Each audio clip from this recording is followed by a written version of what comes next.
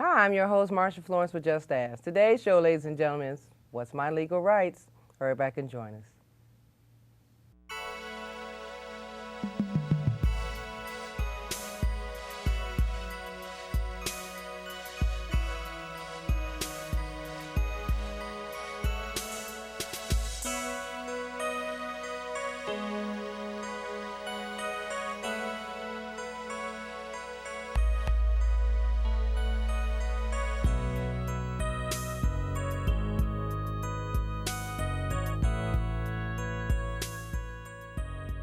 And welcome to the show. Today's show, ladies and gentlemen, is What's My Legal Rights? And we have an elder care attorney with us, Mr. Jim Schuster.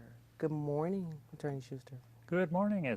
Thank you for inviting me. It's a pleasure to be on the show. Thank you, thank you. Now, I'm going to fill you in and let you know that we like to have a different variety of our show here. So we added on a feature called What's Our Legal Rights? And we invite a different attorney every month to come in and enlighten our audience with some information about some type of service dealing with the law. And what is your specialty? Well, my specialty, we call it elder law. And I like to say what it is and it isn't. And Okay. one of the first things it isn't is an elder law attorney is not somebody who goes and sues somebody. An elder law attorney is for elders, and I would say our most common situation, our most common client, a child of an aging parent comes on in and says, Mom and Dad is having problems. I tried to help them out, and then I ran into some obstacle. Maybe the electric company wouldn't talk to me. Maybe the hospital wouldn't talk to me. Maybe, for sure, the insurance company wouldn't talk to me. And they tell me I need, my authority. What do I do? So that's just kind of a quick flyover. Now, about elder law, I'll just talk to you a little bit about myself. All If right. you just tell me if I'm just rolling on too much. Now, I've been practicing at law for over 35 years, and I began practicing elder law in 1996. And it's kind of interesting that when I first went around to the professionals, the geriatric circles, the healthcare meetings, I'd say, I'm an elder law attorney, and they'd say, what's that? And I kind of felt like I was preaching in the wilderness. Well, now most all nurses, social workers, people work with seniors know what elder law attorneys are. And really our job is essentially to help the people who are aging, whether it be the elder or the children helping the elder, get through life the way they want to get through it in independence and in control. Okay. Well, you broke it down easily because a lot of people assume that elder care attorneys are only representing the parent. So if my mom's, seeking some type of judgment against me, you're going to represent her, and that's it. So you're saying it could be either or, the parent or the child of the elderly parent. Well, as I sometimes say, when you get into the court area, the litigation, the suing somebody area, an attorney has a client. But in the realm of elder law, where we have, let's say, a family coming together to help the parent, while the parent is still the client, the attorney can talk with somebody who is working with the client. And to make the point, I sometimes say, if General Motors needed an attorney for every person who would ever testify in court, they couldn't do it. Right. So you have one attorney represent a huge company, you could say you have one attorney represent an elder in the person's family. Okay. All right. Now, how does one seek out the services, though, for an elder care lawyer? Well, I would say perhaps the best way is to find an attorney who's a member of the National Academy of Elder Law Attorneys. And if you want somebody who's really proven, knows the field, you might say is a specialist, then you'd seek out a certified elder law attorney. Of course, I'm one of 16 certified elder law attorneys in Michigan. Okay. But a certified elder law attorney means the attorney has actually proven experience in the field of elder law, has sat for a day-long exam, and by the way, not everybody passes those exams, and who is really, you could say, knows the field. Now, one thing about elder law, and as we were talking just before the show, Marsha, knowing the people in the network, knowing the people in the community is also a vital part of the service. The elder law attorney, you should expect to know the social workers, the nurses, the home health agencies, know all the residential communities that an elder might be looking at, and also the nursing homes too. And that also means, where do you go if something goes wrong? So you'd expect the elder law attorney to really be a person who's plugged into the network and knows really how to help you out and get to you and your family where you want to go. That's great. That's great. Because to me, the person, if I'm coming to you for seeking advice or some type of insight on my situation, I like to know how knowledgeable you are so I can exhale and say I got the right guy. Yeah. Okay. Yeah. And, you know, I'll say that, like I say, with the certification, the certified elder law attorney, you can have that. But overall, really, the attorney-client relationship is really about somebody you want to feel comfortable with. Right. There are some attorneys, just like there are some nurse care managers, who are take-charge people. You know, I know your problem. Here's what you need. This is what we're going to do. And other attorneys, which I think I fall in the other category, are people you'll talk to, and you know, and we talk about, well, what do you want to accomplish? What's your goals? What we're trying to do, and that way. And what I try to do is empower my clients. Okay. You know, you don't want to have a lawyer take over things, and from my point of view, and you want a lawyer to empower you to say, okay, tell me what I need to know. Like if I have a complaint about what a doctor is doing or not doing, what do I do? Those are the kind of questions that we kind of deal with, and we refer people out to things that aren't legal. But what I'm saying is the elder law attorney should know a broad knowledge of what's out there and what services are available. Right. And you know, and in actuality, when we invite someone like yourself to come, this is the information that the viewers are in search of. They have not a clue, and they may end up with a general attorney or someone that they saw on a TV commercial because that person was visible. Yeah. Right, that person's visible. So I tell you what, we're going to take a break, and we'll be right back with some more good information on elder care law. We'll be right back. Mental health disorders are serious and treatable conditions. Isolation, loneliness, and changes in behavior could be signs that someone you know is suffering from depression. Learn how to recognize when family or friends are in crisis and what you can do to help. Mental health does matter. Contact the Resource and Crisis Helpline with your concerns at 1-800-231-1127.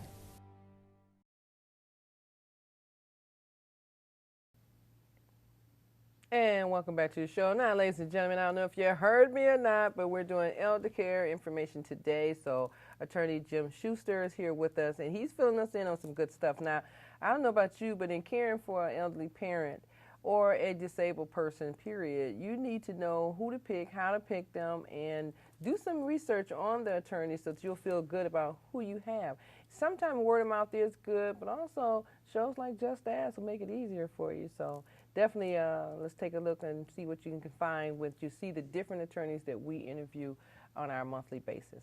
Now to get back to you, Jim, you know, I know somebody's going to be like, I'm glad she did this piece, because it's a lot of us, the baby boomers, so to speak, that we're taking care of our parents, and sometimes we run into an obstacle when it comes to some legal paperwork.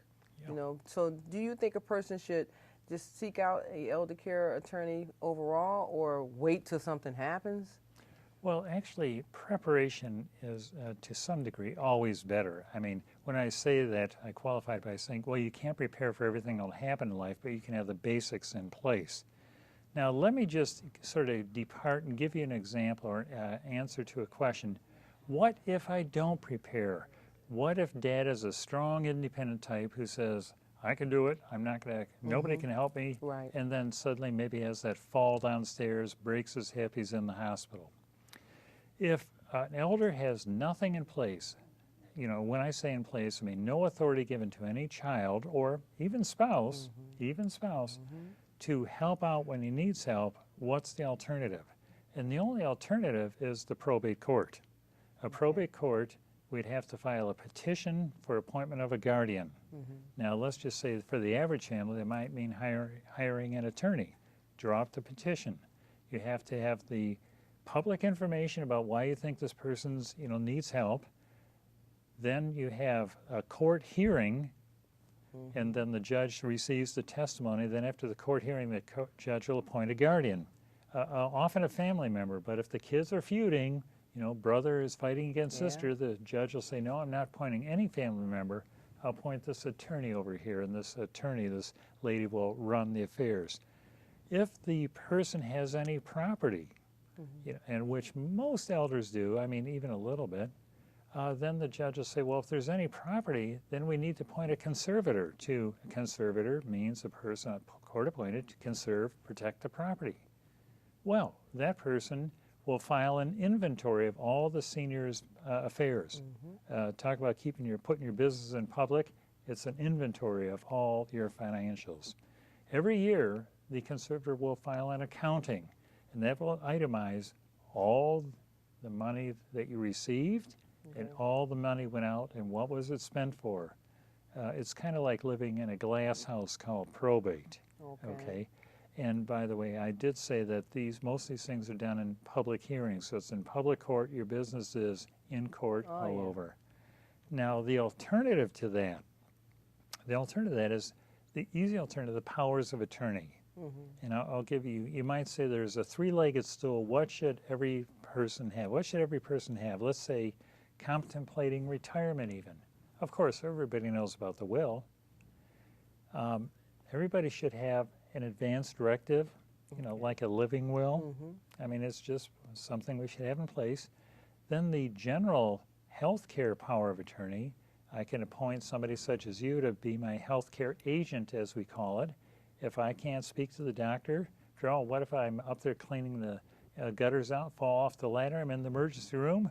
Somebody's got to speak to the doctors for me. You know, if I need surgery, somebody's got to give some kind of consent. If I can't communicate, that's the role of the healthcare power of attorney. And of course, part of that is this HIPAA thing. And HIPAA just basically is all the privacy rules that the doctors and hospitals work under. And if you have healthcare power of attorney, you have HIPAA authority to receive confidential medical information.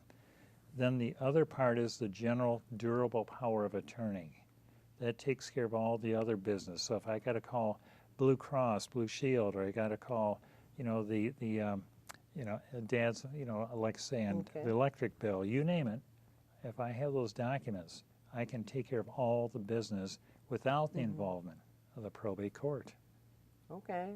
That's not really a lot, but do you think those filings take over time? Like, can one person do all that, or should a family member say, well, I want Marcia to be my power attorney, I want Karen to be my medical overseer? I mean, sometimes the parent, you know, it's not like you have to have a favorite kid, but you've got 3 or 4. Yeah. And if you put it all on one, the other ones snap. You know, they like, well, why you give it to her? What's wrong with me? So do you think the parents should normally, if they have more than one child, split those type of responsibilities up so that the kids will still be able to communicate? Yeah. Well, see, that is a surprisingly big question. And really, it does depend on a lot of different factors of people's situation. In general, let's say once again, the power of attorney means that you are talking to somebody else for the parent. Correct. So even though a parent and child have a power of attorney, the real audience is somebody else, a business. Okay. Most businesses want to know who's in charge.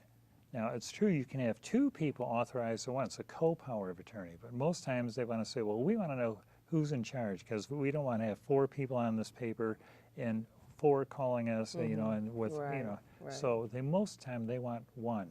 Now, when you get down to, let's say, the difference in the healthcare power and let's say, the general business power of attorney, well, you know, the easy example is, what if my daughter's a nurse, my son's an engineer or an accountant? Well, then obviously the financials can be handled by my son and the medicals by my daughter. The problem, Marcia, you say that you have said, like, if I have 4 children, if I clearly put everything on one, then the others do feel left out.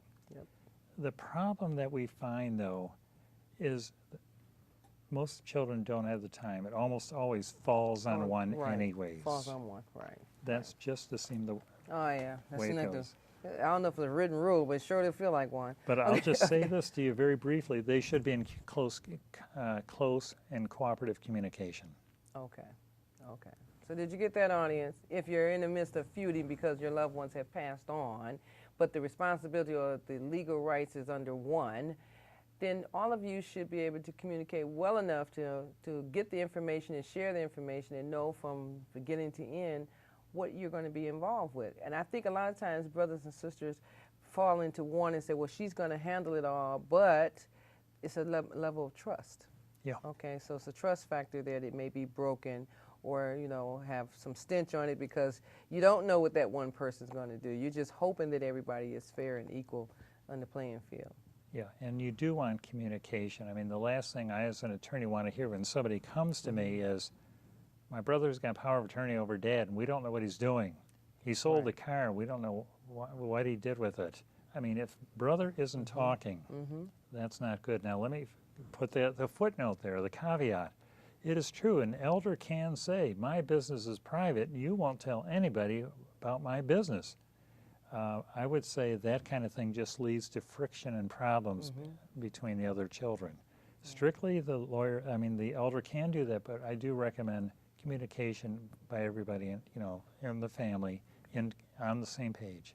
Okay, well, we're going to go to another break, and when we come back, we have some very important literature on this table. We'll be right back. Get your pens out.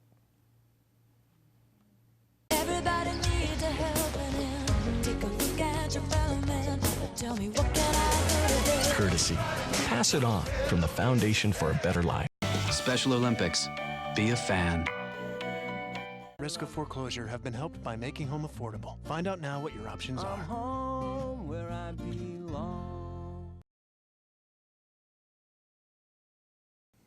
And welcome back. Now, ladies and gentlemen, you know who I am. I'm your host, Marsha Florence. And you have to call our number, 1-800-323-5336, if you have a show idea or even if you have a question for any of our attorney guests, okay? So if you have a question, you can go to justasktalkshow.org. Definitely Marsha at Just Ask Talk Show, Twitter, Just Ask Talk Show, and 1-800-323-5336. Now, each week when you see us, you know that there's something that we're doing. It could be a cooking show. It could be a segment with the attorney. It could be with the physician. If you have a show idea, take a moment out and drop me a line, and we'll definitely mention your name where we got the idea from, okay? So move around along. Get your pens out. I would suggest if you have a question, call us, and we'll refer you over to Attorney Schuster so that if he can answer your questions about your elderly loved one, okay? Now, Jim, I noticed that you have a lot of literature here, and I wanted to start off with this one, the Log Cabin Elder Law Review. Is this a weekly, monthly, or what kind of? No, that is a one-time only we did, kind of a big introduction to elder law into my office. Okay. And we tried to, as we've been talking here, trying to give somebody the sense of what elder law is, what can we do, and so that's that little publication. Okay. So they can request it. Now look at this. I mean, I hate to do it right now, but look at this fine picture of him. Okay, so they can get this in the mail or? Oh, sure. Okay. Absolutely. All right. I think this is nice. That's such a nice picture too. About you. Jim. Would you notice that? About Jim. Okay. All right. So they can get this in the mail. Well, so this is like I wouldn't say a abridged notion of what the services are.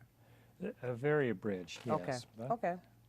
But it looks good because people are always thank you. confused about things, and so when you get a chance to read something in short, you have an idea. I need to call that person, or I need to get that taken care of, or I need to check in on that. Yeah, Okay. absolutely. Okay. And I noticed go back to something earlier. We were talking about children or the ones who are able to care for your legal framework. What if someone is out of town, out of state?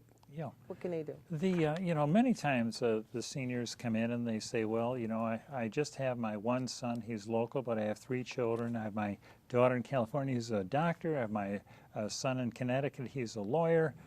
He's the one who gave me your name, whatever.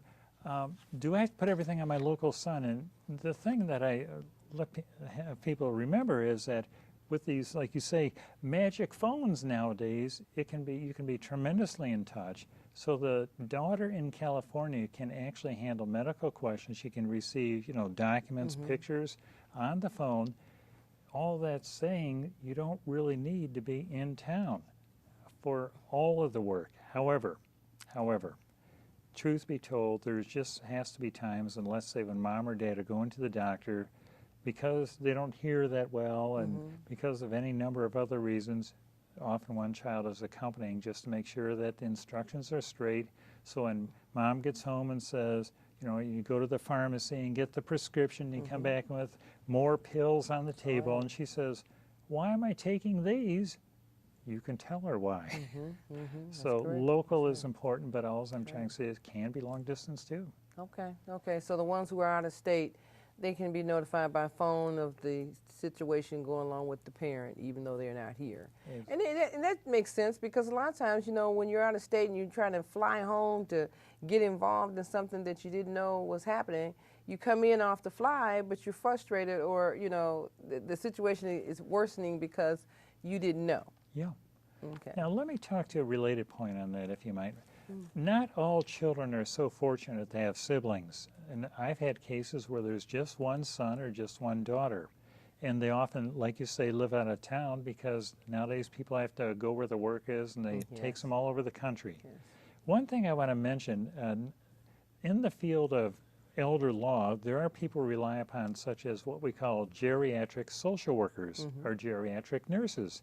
And a person who has a long distance parent, you can actually hire a nurse or social worker to check up on your parent weekly or whatever, and then give a report back to you. So if the, you know, if mom or dad has a fall, you know, let's say they're at the senior living community where it's a good place, but they have a fall, they have to go to the emergency room, you could have your social worker or your nurse care manager be in control of the situation.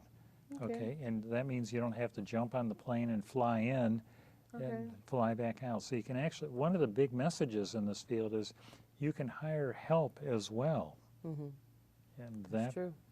you know, That's that'll true. make all the difference. I keep trying to explain to a lot of people, when you say, well, my parents have money, they have their savings in their checking account, what's the money for? I could have swore the money is for their care. So when you say something costs too much, if you're the overseer of the estate or of the care of the parent, what costs too much? I mean, you know, we're talking about a shower chair, we're talking about a wheelchair, we're talking about breathing apparatuses, we're talking about incontinence care. What is too much if I've worked all my life and then I retire and I have my pension and my Social Security and the money's just sitting there? For what? Okay, so on that note, we'll be right back.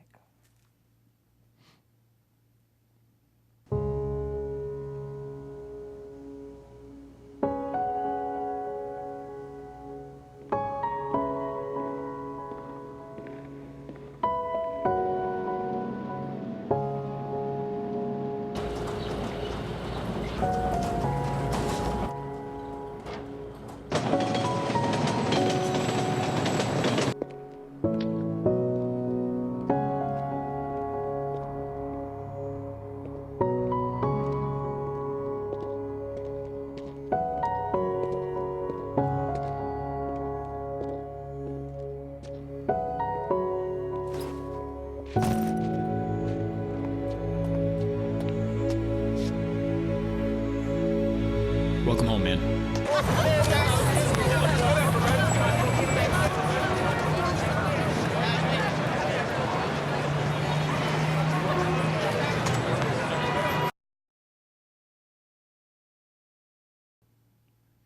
And welcome back to the last half of the show. Now, ladies and gentlemen, this show is really, really educational for you. So if we miss anything, drop us a line. Tell me you want to see Jim again. Okay? Thank you. All right. I had to do that because our viewers do it. Our viewers call, email, Twitter, and they say, can that person come back on again? Yeah. So when they see you again real soon, We'll be happy to. Okay. Let me ask you a question about VA benefits. I know we had some questions about that. What are the services for VA?